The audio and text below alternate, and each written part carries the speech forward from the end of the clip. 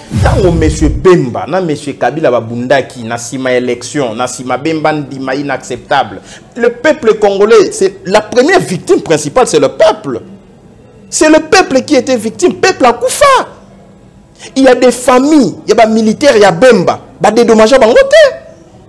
Pour n'anite Bemba Gosenga, bah dédommager ba famille wana, bah militaire ba bundela ye. O ba botola ndolo. O ba botola baleka na RTNC, ba botola beach ngobila. Pour ba déloger bango bato ba kufa. Na Kalamu, na commissariat Kalamu. Les majors qui étaient là kufa. Na district ba boma bato. Peuple congolais abungisi ba policier, abungisi ba militaire, abungisi bato na ba balle perdue. On est allé bembate. Yobe libengana e.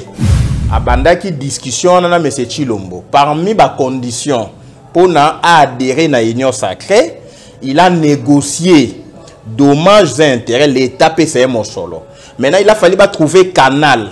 Mosolo est le canal de la Nini. Nous avons dossier au cotisana na tribunal pour matérialiser un accord, un deal avec M. Tshilombo. Parce que il y a conditions, toujours au courant. Alors, on a un terrain à un bloc de l'Union sucrée. Katumbi peut faire des conditions. Il faut recouvrir des carrés miniers, des intérêts, des entreprises minières.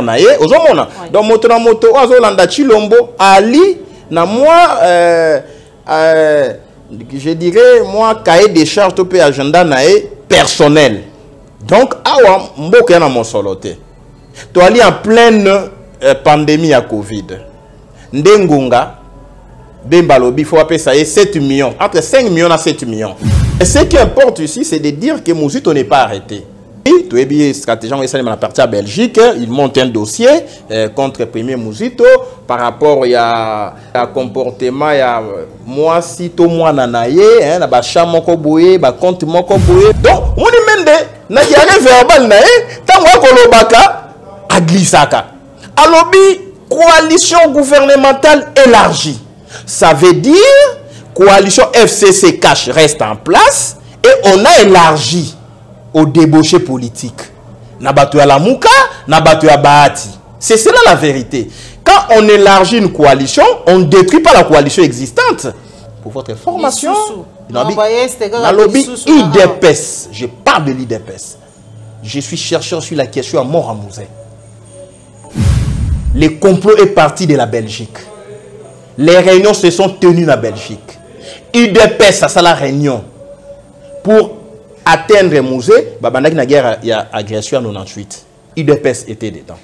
Tshilombo va permettre que Kagame Kota na Congo qui est un crime de haute trahison, même parlement Mouyibi, bah yebi yangote. Kagame Kota na Congo des bataillons.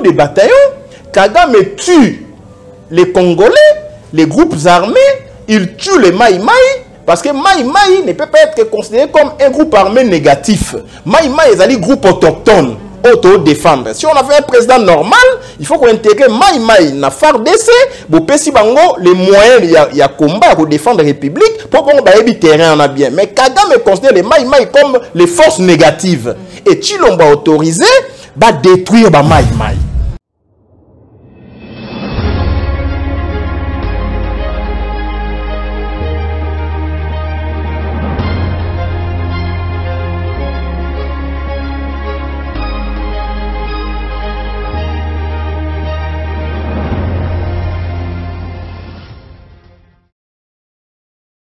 Bandeko Balandi à la chaîne de vérité www.claire télévision. Vous allez belé au côté de la bande qu'on a vu mon lelo.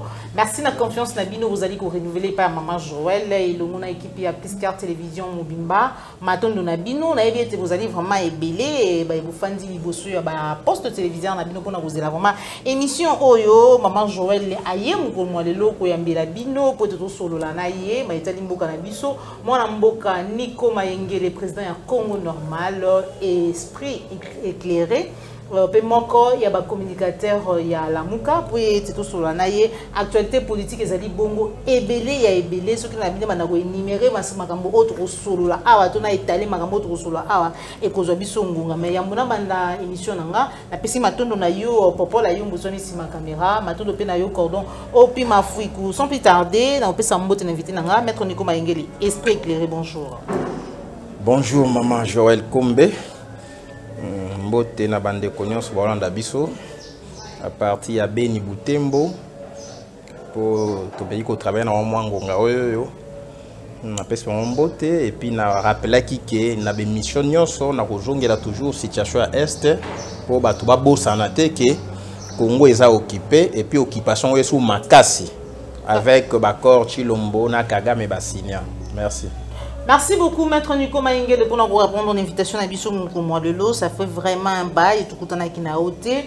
Mais Kassito Bandana, les solos, il y a des bossos, il y a des bongo demande, il y a mon amboka Jean-Pierre Bemba, il y a condamnation à la République démocratique du Congo, où Sengeli va payer 7 millions de dollars pour un dommage d'intérêt par rapport à Namaye, à Kosibulo, au Yaye, au Ebeba, au Bazoa, Maître Nico Maingeli, alors que Mboka na biso ezali na misoloté, alors que Mbana Mboka bazali ko souffrir, mais kasi bayi mususu bazali ko défendre kaka bayi Mboka ndenge balobaka ba ko bunda ndenge balobaka bazali na ngonga oyo misoleza. Bon, je crois que moi Namboka Jean-Pierre Bemba Natangi Namikanda audience Salemaki lobby mercredi na tribunal à grande instance à Kinshasa Gombe oyo ye a fundi l'état congolais pour l'état a foutaé Mosolo topé ba dommages et intérêts Nandenge babundaka na Kabila na sima ya proclamation ya résultat na 2007 pour rester là proclamé na 2006 2007 il y a eu bitumba na ville à Kinshasa et rappelez-vous l'époque tant babundaki babundaka mbala mibale mbala liboso mbala mibale tant babundi ndeko na biso pe à son âme Igo Tanzambi akufaka na ba balle perdue à bitumba wana. Ouais. Alors, M. Bemba a estimé que ndako nae ya Maluku po ezalaki kije nae quartier général nae ba militaire nae bazalaki kuna tant ba déloger ba bukaki ba piller asengi ba dédommager et puis ba biloko nae mosusu ba ibaki y a eu le bien qui ont été volés tout ça. Alors, maintenant asengi ba dédommager. Mais yamboye ta senga ba dédommager pour y mama mosolo y azalima sekite yamboye tasenga ko tsalikambo na tribunal pour ngai na websa bino etera procès moya nga formalité ya li formalité abandaki discussion na monsieur Chilombo parmi ba conditions pour na adhérer na union sacrée il a négocié dommages et intérêts l'état PCM mosolo maintenant il a fallu ba trouver canal mosolo ngo ko le kananzela nini nde omoni dossier oyo ba cotisiona na tribunal pour na kaka ko matérialiser un accord un deal avec monsieur Chilombo parce que après ça il va critiquer ba condition na tout ça au courant alors on a ke bato ba ko mona intérêt na bango na biloko ya union sucrée wana Katumbi pe après ça il va condition na il faut recouvrer ba carré minier na ba intérêt na ba entreprise minière na ozomona donc moto na moto azolanda Chilombo ali na moi je dirais moi cahier des charges to pe agenda nae personnel donc awa mboka na mosolote to ali en pleine pandémie à Covid ndengunga Bemba lobi faut appeler ça 7 millions entre 5 millions à 7 millions sika oyo bavoka ya République oh non makambone ezali fondé te wana elina ngokaka habillage to ebike ora o ba condamner République ba kopesa mosolo wana parce qu'il y a nango ba deal mais ce qu'il faut relever ici tango monsieur Bemba na monsieur Kabila babundaki na sima élection na sima Bemba ndima inacceptable le peuple congolais c'est la première victime principale c'est le peuple qui était victime peuple a kufa. Il y a des familles, il y a des militaires, il y a Bemba, bah dédommager bango te. Pour na nite Bemba go senga, bah dédommager ba famille wana, bah militaire o ba bundela ye. O ba botolandolo. oyo babotola baleka na RTNC babotola Beach Ngobila po ba déloger bango bato bakufa na Kalamu na commissariat Kalamu les majors qui étaient là kufa na district baboma bato peuple congolais abungisi ba policier abungisi ba militaire abungisi bato na ba balle perdu wana etali bemba te yobe libenga na ye yobe ndako na ye mosolo na ye mais ba famille à MLC puisque MFL est un mouvement rebelle ba militaire ba na garde ya bemba ba ancien rebelle tango misusu bakufi misusu babuki bandako na bango misusu bana bakufa misusu bakima kote bakende yebana te etali bemba te etali chilombo te bango bayokani bapesa bemba mosolo ndenge babuka ndako na ye aloko eza ba deal na bango eza régime ya ba juicer biso to kota mambwana te mais un jour la vraie victime au peuple a revendiqué bato na mboka we Matondo mingi mona mboka Nico Maengele de l'autre côté dommage et intérêt de l'autre côté poursuite to éviter to yoki qui mona mboka Adolphe Muzitu ancien premier ministre et puis na tango na ye makama misolo tanga mwa ebele to koyoka kinote ba kokanga ye topé bakangi réaction na yo maître Nico Maengele éclairé ba na mboko ba kolanda yo ba lobi maman Joël esprit éclairé arrestation Adolphe Muzitu. Merci beaucoup, Maman Joël. Lobby na la réunion na ancien premier ministre Muzito. Lelo na réunion à 15h. Ali Yaro Kangamate, à Kangamipete. Et puis, dossier mon côté a ouvert la charge jusqu'à là. Mais ma cambone outaki na ba jeune journaliste ba journaliste est prépayé on a ningo tanga comme on a monté pour on peut s'en baisser donc ce sont les journalistes prépayés vous savez bien que biso na Congo normal to défendre la justice biso to défendra ben individualité mais dans autres talisa OK awa information arrestation Muzito et ali fake news et fake newser a ebani ali na bureau ya maman moko na présidence. Vous comprenez? Donc c'est un journaliste prépayé. Mais ceux qui vont condamner Muzito un jour, va s'ambitier. Ceux qui vont condamner, ceux qui vont libérer, va quitter. Non, moi je ne peux pas empêcher surtout une justice internationale pour avoir la Belgique. Ce Belgique a un élément à charge à premier Muzito. Nico ne peut pas empêcher ça puisque nous prenons état de droit, nous prenons une justice neutre. Ceux qui ont un élément à charge. Tant mieux. Ce qui les mains de charge, tant mieux. Mais ce qui importe ici, c'est de dire que Muzito n'est pas arrêté. Il n'est pas arrêté. Tous en réunion à 14h. On est allé à Biloko, il y a Taliban, à tout prix. Tous les stratégies sont la partie à Belgique. Ils montent un dossier contre le premier Muzito par rapport à gestion. Non, pas par rapport à la gestion. Par rapport à comportement, il y a moi si tout moi nanaye, hein, na ba chamon ko boye, ba compte moko boye parce que je suis en train de chez ko lukanaye bango pe na malamu ko leka, mais moi dans cette histoire là, je crois que il n'est pas bon ko luka ko créer un état oyo ba misusu ba saint, misusu ba diabolo. Donc bato de pes ba santu ataba ibi ataba buki oyoki moto oyo bauti ko somba akomi moto na bango na bureau d'âge akutaki 3 millions angoli yango oyoki ben IGF et ça la inspection et ça la audit partout sauf na présidence mais bango pe bato chilombo na libanda ba monter ba dossier au monde ba monter dossier contre Ndeko Jean-Marc Kabunda qui est de décider en apoto ba monter dossier mosusu côté à Dubaï. Ba monter ba dossier ko kanga ba chaîne YouTube ya batou ba osala ba signalement donc il y a un réseau ya batou ya ba taliban oyo bazo combattre bateau bazali ba patriote engagé. Moi qui vous parle je suis dans la liste noire il y a Western Union dans la liste noire il y a MoneyGram donc aucun virement aucune transaction ne peut se faire na combat Nico Maengele mais na j'ai raté na yibelo kwa motote na simbelo kwa motote mutema mabe Donc, bonjour, la moïbi, bon gérer total abino. Et comme bon lukaka, ko nuire na bato, non. Oya salama be, justice c'est sambisaï, ba condamné. Oya sali innocent, justice est acquitté. Je parle plus de la justice internationale, mais il y a Congo justice est réalité. Parce qu'il y a la justice à Bawewa. Merci beaucoup, Maître Nico Mayengele, na Congo justice réalité. Et Ali Bongo justice ya Bawewa, wana maloba Maître Nico Mayengele.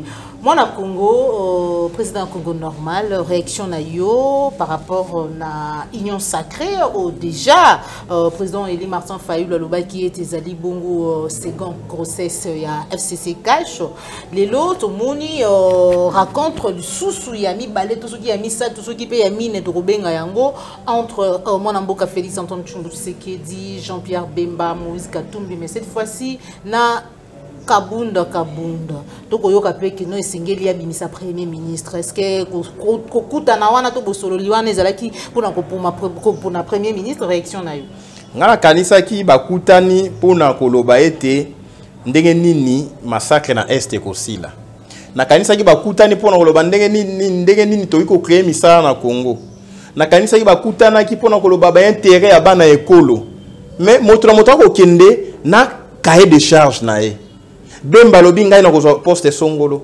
Katumbi abi bopesa ngai poste pakala. IDPS ba biso pe photo zo poste songolo. On to benga ki union sucrée. Union sucrée et ali lokoyo et ali elengi na kolia. Mais à force ya kolia sucre trop et ko créer carie dentaire. Tant que créer carie dentaire ba tomso ba ngolo bango mino, misusu tension e ko mata bango puisque ba kolia na lokoso. Webi bato ba ko benga ba millionnaire na Congo. Face à une promesse ya partage à pouvoir. Parce que UDPS, M. Tshilombo Loba qui ango, union sacrée, c'est autour du principe, il y a partage, il y a pouvoir, il y a gestion, la participation, la gestion en boka. Batongo siko wana, au moni bango, basali ba cercle. Au mona bahati, azu déjà moi eteni nae. Bemba moi eteni. Katumbi moi eteni. Nani maître nageur. Moto politique et bongoli alongwe moto moyindo ko mondele aye pas moi eteni sika oyo babiteni wana nyonso yali pona ba intérêt na bango yali intérêt ya peuple te yango to ebisi bango union sucrée et ali be komi blanchisserie est-ce ba ko sokola ba ko petola bato mais na révéler loko moko ande makambo ya union sucrée ebiki na zaina mwangonga na bandai kolobate. Puisque, entre parenthèses, je m'occupe aussi des dossiers à ma client Abisso. On a besoin d'un jugement supplétif, on a besoin d'un jugement d'adoption, on a besoin d'un certificat Songolo, on a besoin d'acte d'affiliation. Donc, quand on est connu, quoi, mon ami qu'il y a poto. Tant qu'on va saisir Abisso, il faut que ça la paie moins bango, bazo appelle Mikanda pour qu'il va refouler Missou soit en boka. Pour eux, ils aillent faire. Le Congo, c'est l'enfer. J'ai fait toujours un effort entre les travails professionnels, sur le plan professionnel, sur le plan politique, sur le plan familial et les autres. Maintenant, pour revenir à l'union sucrée, madame, j'ai eu l'occasion de dire l'union sucrée, peuple, bien, va condamner Belé, Balobi Bouzo, Belé, dans le dossier union sucrée, président Fayulu, il a fallu l'anda M. Tshilombo, président Fayulu a été isolé, président Fayulu, 13 ans en marche, bateau est démarré, il y a très libanda, non. Idée à union sucrée, ou à bengi union sacrée, il y a une commission union saleté, et a suyé, et Ali Makanisia, M. Tshilombo, M. Kabila, appuyé par Kagame. Bakotaka réunion, parmi la réunion à Souka, évaluer la situation politique. On a constaté que Kabila a échoué 18 ans. On a constaté que Tshilombo a échoué 2 ans. Ça fait 20 ans. Maintenant, le peuple a allé hostile. Ah, Fayulu 2 ans pas aussi laté. Toujours vérité des urnes. Toujours vérité des urnes. Toujours 62%. Toujours 15%. Qui ont maintenu Fayulu dans l'actualité, c'est les Nico Mayengele, les princes Penge, c'est le peuple et la Mouka, et les mamans Joël, ça va descendre sur le terrain. Ça les tide. Maintenant, comment pour détourner attention au peuple? Ndé idée à union secrète et bien que pas à Caméra en janvier 2020. Caméra lobby, nous allons créer, il est quand même la top Congo, nous allons créer l'union sacrée des volontaires. Wana bali na bolingo na Kabila. Sika oyo, il faut pas effacer FCC, pas effacer cash, même IDPS, il faut pas effacer Ango. Au profit, il y a émergence, il y a nouvelle plateforme politique. Oyo ekomema Chilombo en 2023, puisque Kagame veut que Chilombo a régné 10 ans.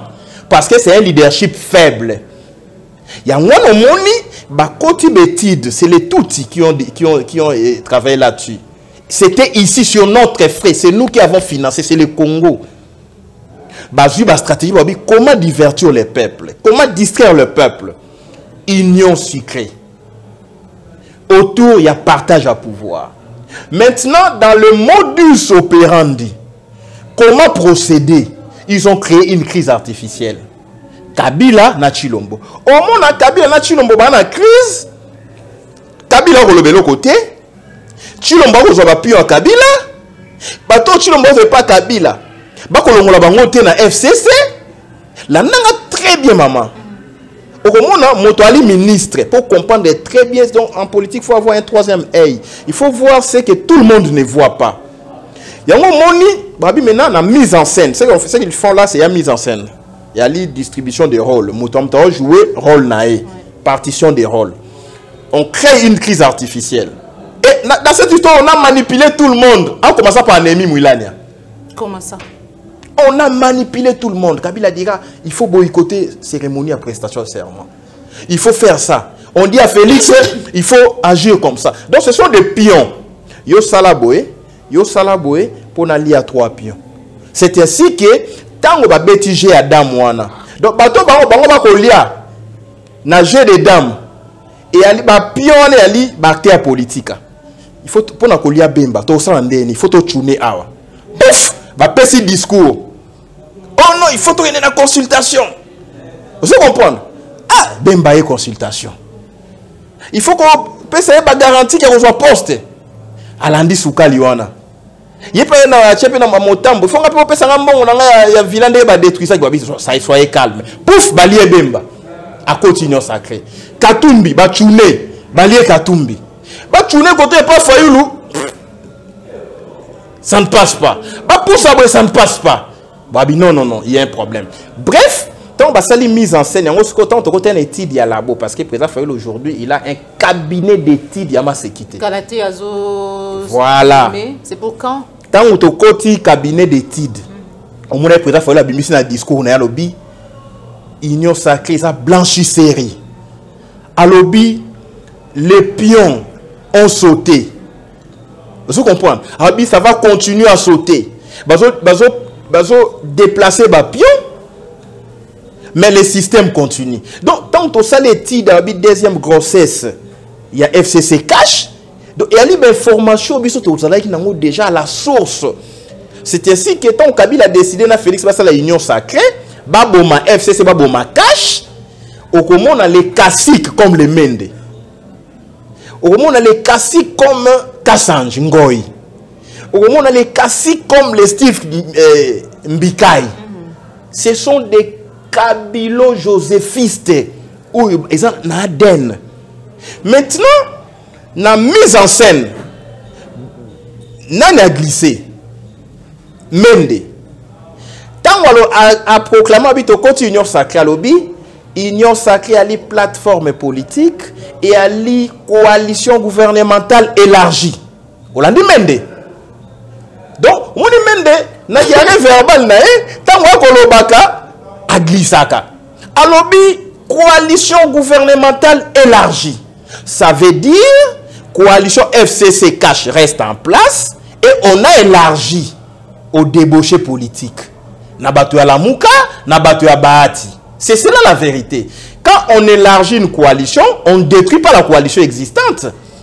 Yangwana est commis Sikoyo, Union Sicrée commis nouvelle plateforme politique, Oyo Kabila a cédé passe na Chilombo comme autorité morale, mais en réalité, Kabila tire les ficelles.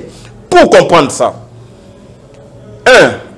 Monsieur Chilombo, à lobby, Ilukamba doit démissionner. Ilukamba ne démissionne pas. Ilukamba ne démissionne pas, Chilombo ne lui retire pas la signature. Donc, il a la confiance à Ilukamba. Théâtralisation à vie politique. Bolobi, liba le Koufi FCC cash. Mais le nombre de ministres FCC est intact. Signature de la finance, c'est le PPRD. Banque centrale, c'est le PPRD. Pendant le 23 octobre, discours à 6 minutes, Tilelo, octobre, novembre, décembre, janvier, 4 mois. Pas de conseil des ministres, c'est Kabila qui gère les finances. Nanzela a scellé, il y a la Gouli, na gouverneur de la Banque centrale. Bolobi, liba le Koufi. Mais pour s'ingiter, na ba député à FCC, député à Cash, ba démissionner. Bolobi, voilà, batoyen c'est beau démissionner. Il dépêche beau démissionner. Liba le Koufi. Ba poste tout aujourd'hui on a cadre de la coalition. Laissez-vous comprendre. Maintenant coalition est Koufi. Biso to démissionner puisqu'on veut gagner le tout. Laissez-vous comprendre. Ils ne démissionnent pas. Donc, dans les faits et gestes, ils sont ensemble. Parce que ceux qui me disent que na kati deal, on a sous-présenté, c'est ça la vérité. Pour deal, c'est là qui a comme président. Donc, na kati coalition, FCC cash, parce que Yokaina Kabila, c'est la nouvelle plateforme Union Sacrée. Deal, c'est ça la président, à kati deal. Pour ce qu'on kati deal, sur base duquel, il y a comment qui présente, on a sous-présenté. Donc, alors si ba kati coalition te ba élargir yango no moni Kabila za calme intérêt à Kabila félicité mais intérêt à peuple Kabila te Kabila ebike même dans d'autres sont sur le pouvoir te Félix a ebike ce Kabila bimi na Kinshasa et ali deal Félix a ebike a auto trahir peuple congolais Félix a ebike tango armée angolaise et ça là qui meeting aérien on avait cartographié Kingakat. Le plan américain avant de part à Trump et là qui a resté à Kabila à Kinshasa. Félix a vendre le mèche et puis c'est moi nama ibima Kinshasa. Koto a distraire Angolais avec les meetings aériens. Yango Kaki dit ta mère Abi Félix est un président de transition en attendant les vraies élections. Donc c'est un monsieur Oyo Azali stabilité sur le plan de la pensée politique, de la géopolitique. Il promet une chose aux Américains, il vient chez Kabila, il lui dit le contraire. Moi, je suis bendana. Mais maître Nico Maïngel, alors que Kolobaka a boyé, Ndengepeka Kolobaka, et Belena Bakongomani Misusu, mais par rapport à la libération à Edi Kapen, Oyo Kongomani Nyonso, Banzaka été à Kobimate, voire même Belé Abaïla Moukape, Balobara été ceux qui Edi Kapen a Bimi, bon, à Kotikala Kobimate parce que ça fait partie à Badil, Oyo Basalana, ancien président de la République. Les lois dit qu'apeine abimi, même si na simanaye, ya kobimanaye, to moni ba DG a OVD, pe a Sokok, bo bazaki condamné na procès 100 jours et biso na biso ba congolais ba bimi réaction na yo.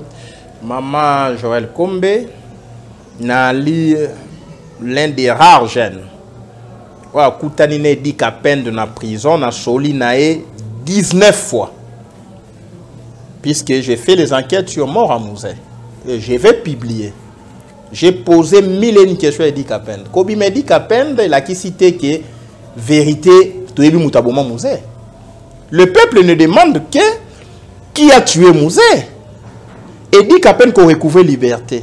Mais il faut d'abord Botouna, à sali presque 20 ans. Pourquoi Baboma était? Pourquoi Edi Kapen Baboma était? Les Américains ont dit à Kabila, ne touche pas Edi Kapen. Edi Kapen sort de la prison, Kabila a donné son accord. Puisque victime et assassiné à Mouzé, c'est la famille Mouzé d'abord. Et aucune grâce présidentielle ne pouvait être accordée sans associer la famille victime. On a associé la famille victime. Depuis juin 2020, la famille Mouzé a donné son accord. Puisque Edi Kapen faisait partie aussi de la famille Mouzé. Robin Mouzé, oncle ou son neveu. Alors, une autre intervention à la libération du Kapen, c'est les Américains. Puisque les Américains, ils ont pesé de leur poids pour que Edi Kapen Kabila Aboma été. Parce que c'est un élément. Si on rouvre les procès aujourd'hui, au moment où Kabila sera cité, IDP sera cité dans mort à Mouzé. Pour votre information, la lobby IDPS, je parle de l'IDPS. Je suis chercheur sur la question à mort à Mouzé. Le complot est parti de la Belgique. Les réunions se sont tenues en Belgique. UDPS a la réunion pour atteindre Mouzé. Il y a agression en 98. UDPS était dedans. Parce que cette guerre-là, objectif est là qui va renverser Mouzé, va imposer un régime d'obédience toute ou un régime toute. C'est ce qui a été fait. Alors, maintenant, tant Babimisi est dit qu'à peine, pour votre information, M. Tshilombo a autorisé la révision à procès. Babimisi est dit qu'à peine, na schéma de distraction publique et massive. Na schéma ya kopé sa Tshilombo et PCR, ba comme un président avec impérium. Voilà, Babimisi est dit qu'à peine. Pourquoi la 2023? L'enjeu c'est 2023. Au Rwanda, à lobby, il faut Tshilombo son deuxième mandat en 2023. Le Kola Katumbi, à Solana Rwandais. Le Kola Bemba, à Salara Rébellion en alliance na Ouganda, Museveni. Le Kola Museveni ali Tuti. Kagame Tuti. Aux Hollanda. Maintenant, les intérêts Tuti au Congo forment un triangle. Museveni, Kagame, les collabos à Congo. Maintenant, le Tuti va décider. Il faut que Tshilombo ça à 10 ans. Même si ces plans-là, tu peux contrer le gouvernement au président Fayulu les 20. Tu peux dire que tu peuple. En face de Tshilombo, il y aura un front populaire. Un front populaire. Kagame a décidé Tshilombo ça à 10 ans pour un régime faible. C'est ça la vérité. Nico Mengele vient parler pour donner l'information à notre peuple. Décision Salami Réunion Salamakina Kigali. Le 12 juillet 2019. Deuxième réunion Salami le 29 octobre 2019. Na ba réunion basali wana basali accord. Tshilombo a signé accord na M23. Sous facilitation ya Kagame. Tant basali accord, M23 a commis allié à Tshilombo.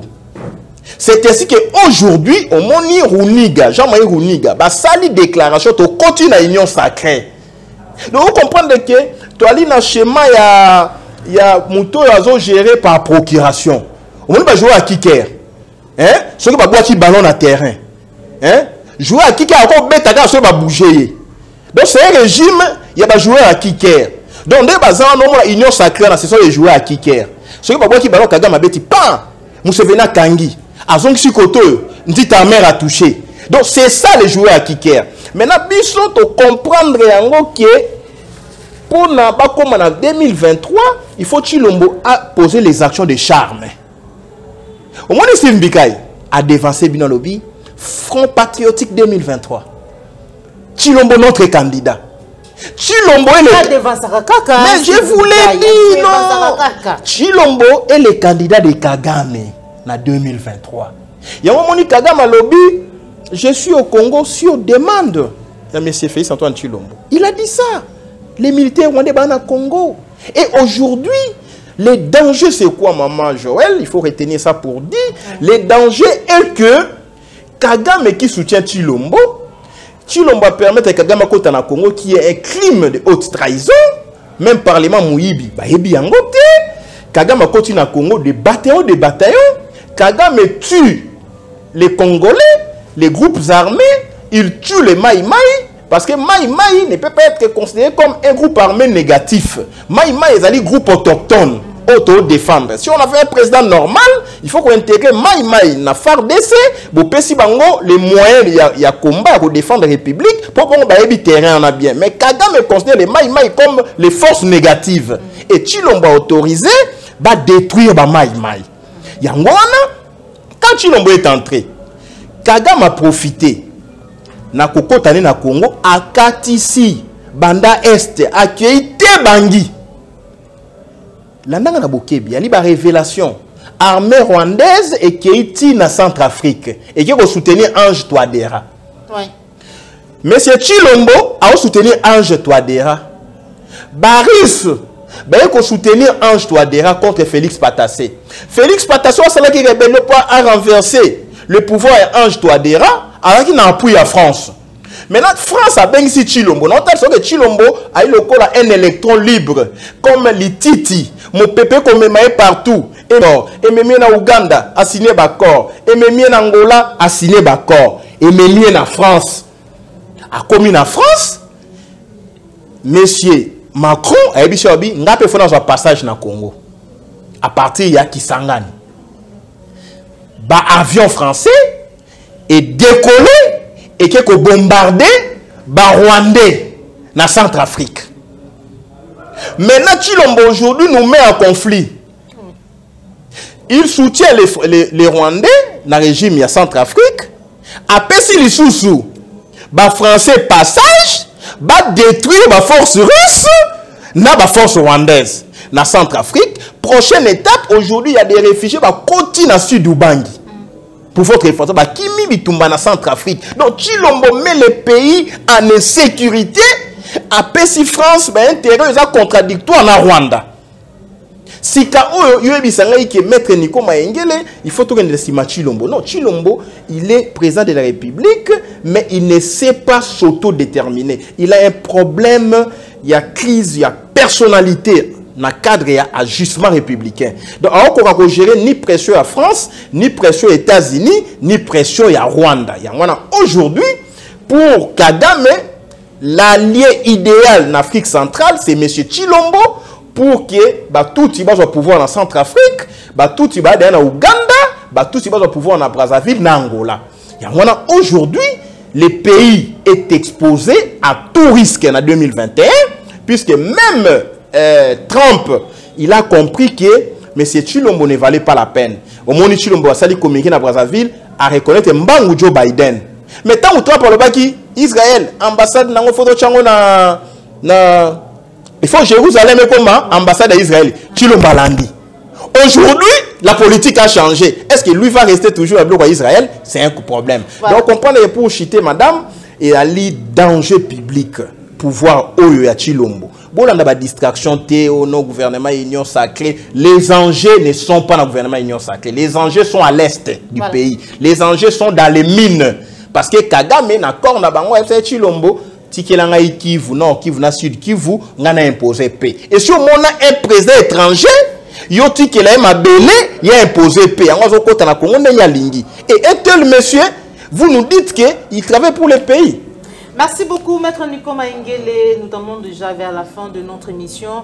Réaction Nayo par rapport à Misolo et pourquoi à chaque fois dans Katambo Canabiso a tout le monde une pétition contre bureau d'âge Assemblée nationale. Bamsoussou va signer, Bamsou va boyiko signer, Bamsoussou va aller d'accord par rapport au Penao et Tali Ilou Kamba, Bamsou va aller d'accord alors que tu es déjà qui noté majorité, même déjà c'est qu'il y a un cash. Non, papa. Maman, na ebisio ake majorité qui est en ngambu ya cacheté, majorité qui est calipé na FCCT. La pétition 144 députés sur 500. S'il vous plaît, pour la pétition président à bureau à Kouya, il y a 125 signatures. On n'a même pas besoin de 200. Il y a 125. Sur le plan à forme et à recevabilité. Dans le fond, il faut 250 plus 1. Vous comprenez que biloko ya pétition ndenge ba osala théâtre na bangona et alika ka continuité il y a politique, il y a distraction publique et massive. En réalité, maman Joël Kombe makambo ko sali mana parler mais ali distraction. Na ebisio que majorité basculité, majorité zu kombo ya sika, union secret. Na kationa Kabila pesi batonae, Tshilombo pesi batonae, Katumbi pesi batonae, Bemba pesi batonae. Basali majorité na bango. Rien n'a basculé. C'est le même système qui continue. Oui, mais toi, peuple mon si tu arrives vraiment à guérir, il faut tout élément, tu Tshilombo Libanda. En réalité, Tshilombo fait la théâtralisation de la vie publique au Congo. On a dit, oh non, voilà, FCC à côté ici, 140 signatures, bah quoi, il s'est bureau d'âge. Non, le débat ici, ce n'est pas le juridisme. On a les distractions. Parce que sur le temps de l'article 19, il y a un règlement intérieur dans l'Assemblée nationale, il y a un bureau provisoire, il y a un remplaçant, il y a un bureau définitif. Au moment où il y a une pétition contre le bureau définitif, ceux qui ont revendiqué le bureau provisoire ou à détourner notre solo, ceux qui ont lire le bureau définitif, ils ont audité et puis ils ont lire sur distraction. En réalité, les enjeux, c'est l'Est, Beni, Butembo, Minembwe, Uvira, les hauts plateaux, les moyens plateaux, il y a Minembwe. Donc, à Kinshasa, bino pe ba journée c'est pour continuer ba jeune na bango.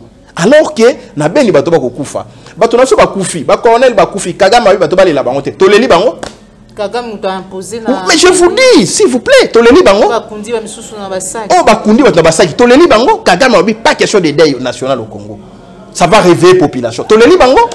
Ah, bino na Kinshasa, oh non, bureau d'âge, en réalité, ça ne change rien dans le dossier à Est.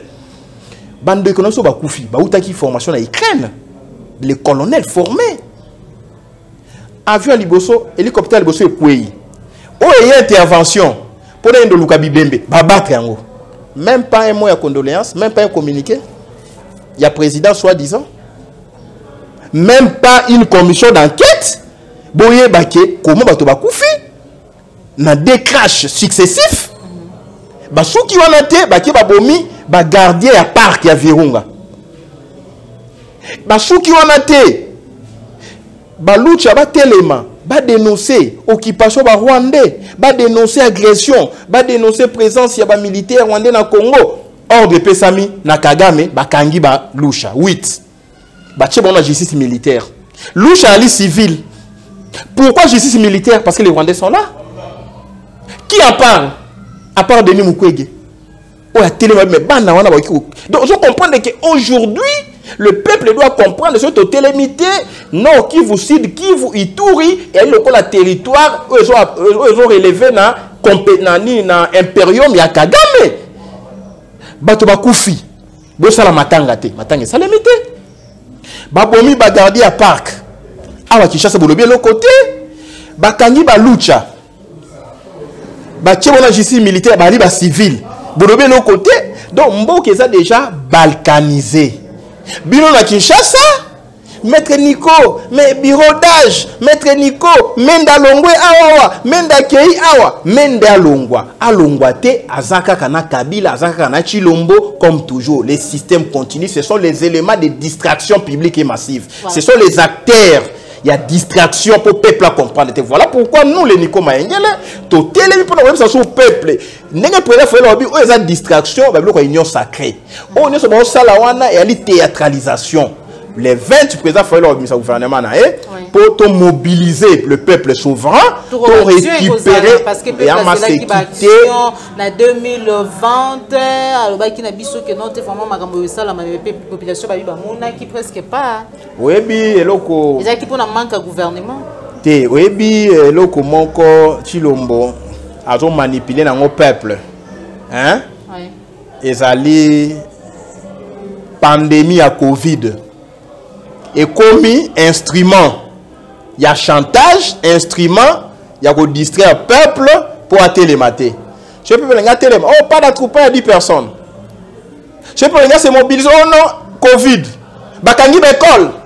Bakangi l'université. Donc, il utilise ça aujourd'hui comme un fonds de commerce politique.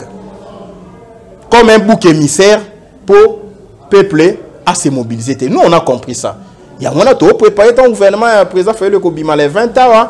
Notre peuple faut ébaquer Covid, il faut vivre dans on est vivre dans malaria. Tout là t'as mesures barrières na biso, tout là t'as cache nez, tout ça la révolution il y a Covid politique. Oh. C'est-à-dire Covid politique biso ko Covid sanitaire to tcheba casque na biso, to ko tambola na casque na zolo, to bimi de millions. Pour Kagame, l'Est ne partira pas.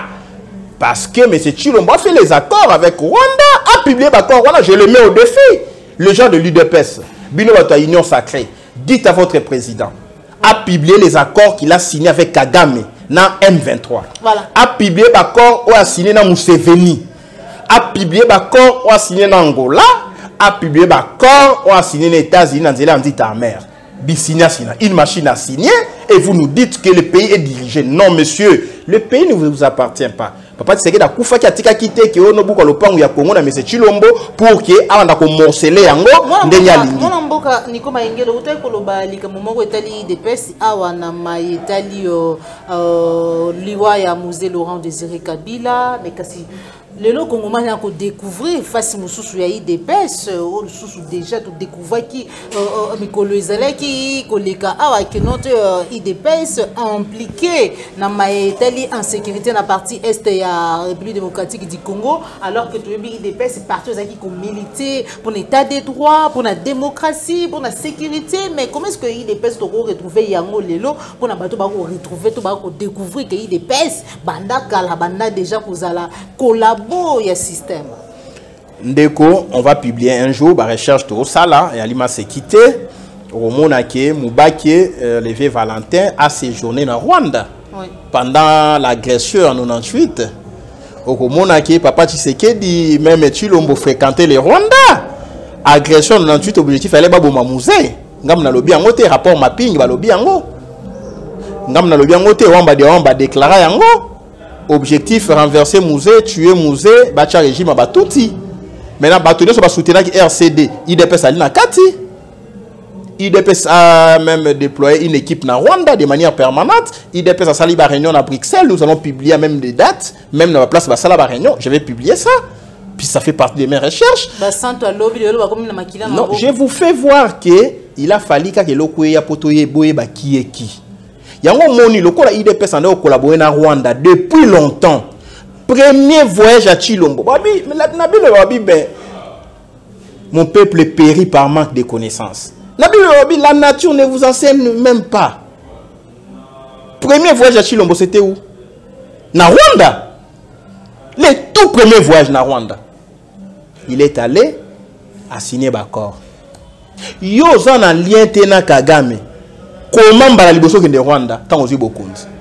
Na effectivement avant qu'il va proclamer, il y a eu des délégations qui sont parties dans Rwanda. Qui m'a contesté? Qui m'a contredit? Kabila tina la délégation dans Rwanda, ba Kalev. Ba Némio ba ofinga lelo. Ba on devait na base en fin de Bokundi. Mais puisque Bokundi changé, c'est la continuité. Il faut pas effacer ba Némi. Il faut pas effacer ba Mabunda. Ba créer ba Pion Moussousou pour occupation continuer. C'est la théorie élémentaire.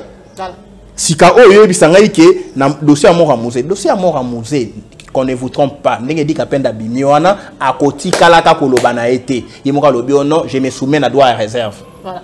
Merci. Bison de photos ça c'est dit qu'à peine d'un jour procès zonga tu es la vérité.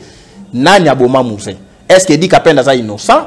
Est-ce que a joué qui un rôle? Georges Mirindi na Hollanda a commis à zolobana poto, yepé na il livre na zo critiquer, yepé na zona ba reprocher Mirindi c'est que ali. Tu vas me lire et nous allons confronter la source à recherche. Voilà. Bref, Moutinho Social Liboko na mort à musée, un jour procès au Fungwama, Toko Samba, Potoe Bakieki, et vous serez surpris. Vous serez surpris, combo kutu boyebité et Robimana Niniwana.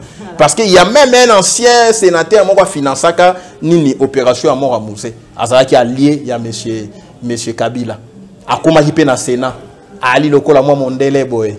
Mosole uta ki nanda konae réunion salema ki nanda konae donc elle m'a séquité na Bruxelles yango mo la recherche ko talisa ke tikana moyena lo banyo réalité na ko publier nous allons lire bilo comme soso non bo tangate. Voilà, merci beaucoup maître Nico Mayengele, esprit éclairé pour nos services ngonga rusolo na yo bande ko balandi ya Piscart télévision donc comme na souke émission na biso vous qui vraiment ebele ya kolanda biso ko lelo matondo na yo popola yombe ozoma kisima caméra pour nous réaliser émission oyo matondo na yo cordon au pima Afrique matondo na yo papa Lambia motema madame Maurice Biaï depuis Paris matondo pe na yo Christian Gopat c'est les référendums autorité morale toujours depuis Paris papa Simon Bioko papa Alphonse Tala papa Ndeko Dominique Sanal papa Laurent Monza vous qui formé belé beaucoup qui biso na banda kuna bino sans oublier Félix Mbatika mo maboko banque émission ici awa me yamboto kabwana na bino na kosenga na maître Nico Mayengele esprit éclairé apesa numéro na ye à téléphone sur ozali mbala liboso landa ye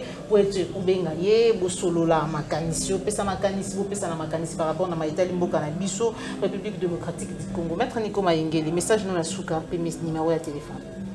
Merci beaucoup maman Joël na maloba souka les combats continuent peuple tous à la désespérité ce qui est avantageux pour nous toebi qui est qui fait quoi tout ce que Tshilombo fait il donne l'impression qu'il y a Kabila mais il est avec le plus puissant qui est Kabila Kagame mais même Kagame yépé na ba structure na y a ba étude toi même ba bribe d'information Kagame on a net type Tshilombo à partenaire sur Pendati en Bomoni il y a des messes noires et en Afrique du Sud aujourd'hui tout le monde ici sort sous prétexte à maladie on a tel ministre Afrique du Sud tel autre Afrique du Sud tel gouverneur Afrique du Sud telle ancienne dame Afrique du Sud donc Afrique du Sud je vous mets en garde il y a une messe noire qui se fait en Afrique du Sud parce que Même Kagame et les Tutsis estiment que M. Tshilombo Ali partenaire sur il peut changer à tout moment. Au moins, il va changer, ça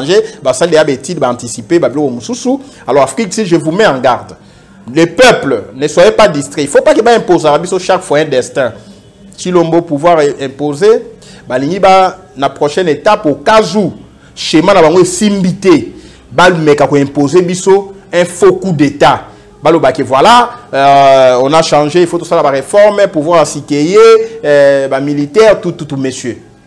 Bolanda schéma, ya, président Fayulu Niko Mayengele, pour créer Front Populaire Nabino, pour tout revendiquer notre destin, notre souveraineté.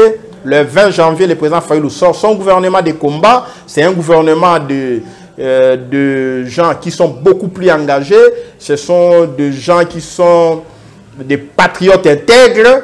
Na gouvernement wana soki bomoni ba kombo et CP communauté peuple bo ali libre ya koloba ke président Fayulu kombo yo biso to lingi ngote to reprocher nini FCC cash ndenge ba communion sacrée bino bo loba on ndenge nini Mende ya stratégie Mende Kabila c'est la même personne Tshilombo Kabila c'est la même personne n'est pas à président Fayulu pe moi Kiyungulu parce que webinga na za mulanya pembe faut Kiyungulu salema ce n'est pas la loi du nombre mais c'est la qualité, c'est l'efficacité dans l'action.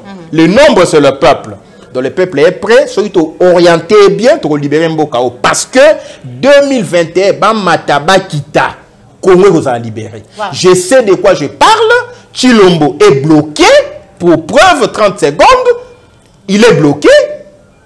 Il pensait que tango baki na bloc informateur pour ba yebisa ke mutanda ko chena ndita mère ba yebisa dissous des rap parlement atala nenga muibi atala nenga mayuya te na ke na des étapes maintenant ako ke na sukate premier ministre nani obi non yemo na Brazzaville lobit abiso ki ba tité la mutu mususu c'est lui-même qui a dit tant abiso que union sacrée ali FCC bis matata pona lobi angote matata pona lobi union sacrée ali FCC bis matata pona lobi ango.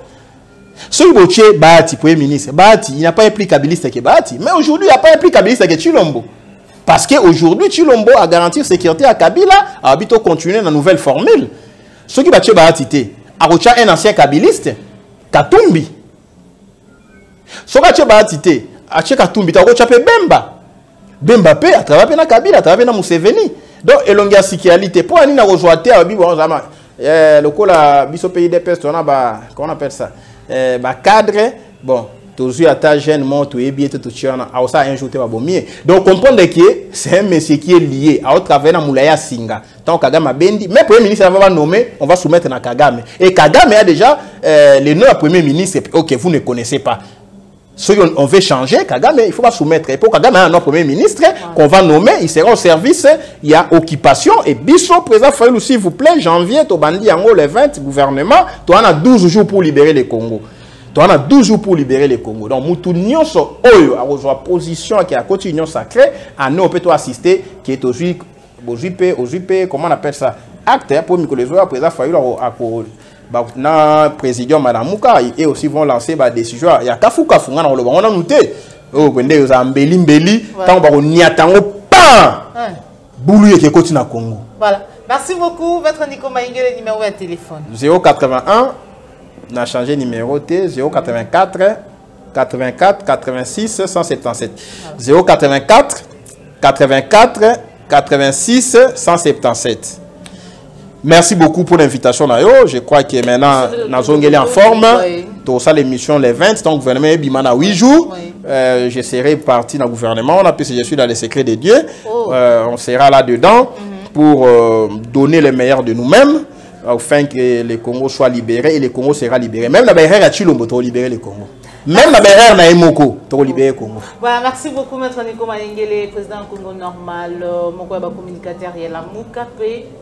Moko ya ba esprit éclairé na kati ya mboka o nzamba pesa biso na kati ya mabele ya bakoko na biso République démocratique du Congo nde tukabwani awa matondo na nyonyo so ba bozala ki belé okota biso so ko sepela ki émission ou partager yango liker yango so ezali mbala liboso landa biso ko bosana te na ko s'abonner na kati ya Piscart télévision pour na ko rater actualité surtout politique mon côté ou très souvent le lengena lo ba ezali ko faire couler beaucoup d'encre et salive. Voilà, Maître Nico na bosani à faire WhatsApp les autres comme il passer déjà mettre Nico peut déjà na kati ya signal pour kala mingi te WhatsApp ndenge ba ko senga biso ba données confidentielles na biso ezamwa passe donc comme ikolezali ko ya ce que nous mettre Nico Mayengele ngozo maman Joël tozo kota déjà biso nyonso na signal pour être ba donner na biso makambo na biso nyonso ezala bongo confidentiel nde tukabwani awa tukutani mbala sima non lobby nini WhatsApp signal eza application non lobby ko biso sur WhatsApp signal mais il faut pas player baquet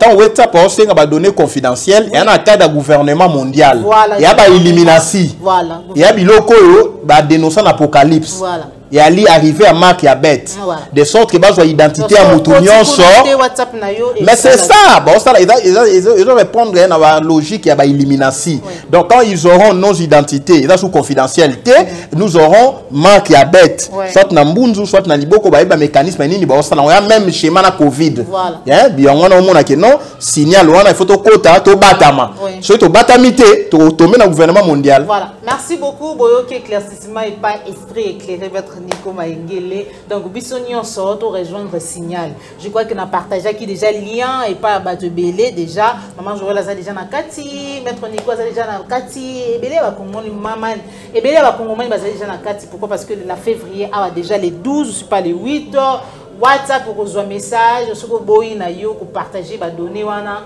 WhatsApp na yo et bokangama donc bisonnion surtout tout un signal on se retrouve pour un prochain numéro toujours sur la chaîne de vérité au revoir.